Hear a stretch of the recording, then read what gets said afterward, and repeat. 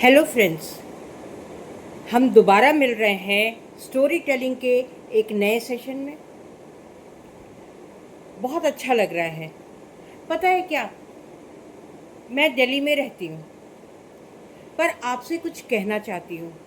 कई दिनों से मेरा मन हो रहा है, हम सभी का मन हो रहा है जो मेरे फैमिली में है, कि हम दिल्ली से बाहर किसी और जगह में शिफ्ट हों।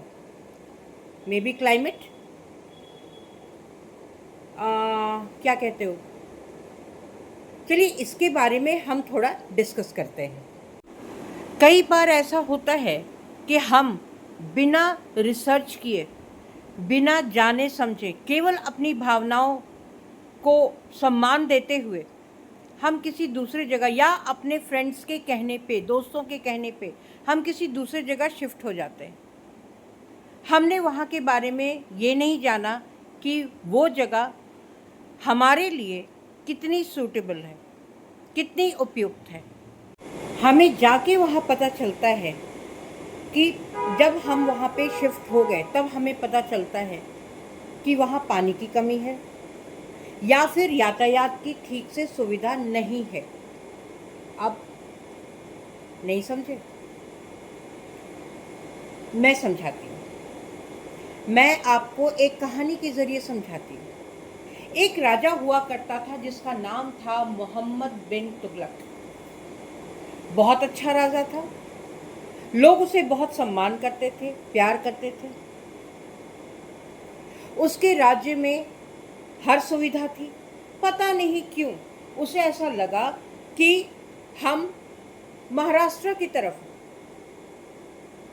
दौलताबाद में अपनी जो राजधानी है वो दिल्ली से दौलताबाद हम शिफ्ट करते हैं। क्यों? उसे लगा कि अगर हम दौलताबाद शिफ्ट होंगे तो शायद मंगोल जो बार बार आक्रमण करते हैं, हम अपने राज्य को मंगोल के आक्रमण से बचा लेंगे।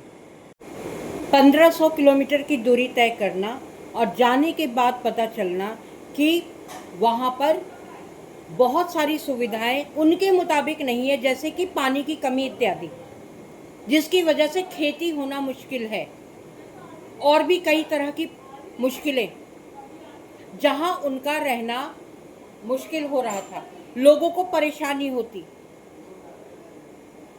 कुछ दिनों के बाद, कुछ समय के बाद उन्हें वापस अपनी राजधानी दिल्ली की तरफ लाना पड़ा। इसमें बहुत सारे पैसे गए, लोगों की जो मेहनत थी, हिम्मत थी, वो जवाब दे गई। आज इतिहास उस अच्छे राजा को उनके इस कमी की वजह से जानता है, ना कि वो कितना अच्छा राजा था। मेरा कहने का मतलब ये है, मैं ये कहना चाहती हूँ कि जब भी आप कोई भी काम करते हैं उसकी पूरी तरह से जांच पड़ताल करें, प्लानिंग करें। वो तो एक राजा था जिनके पास बहुत पैसे थे।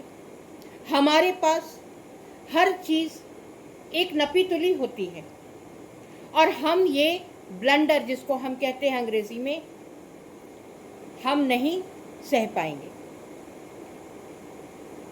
ये मैं आपको बताना चाहती थी। मेरी उम्मीद है कि आपको मेरी बातें समझ आई होगी कि प्लानिंग, जिसे हम कहते हैं, ये कितनी ज़रूरी होती है। नमस्कार।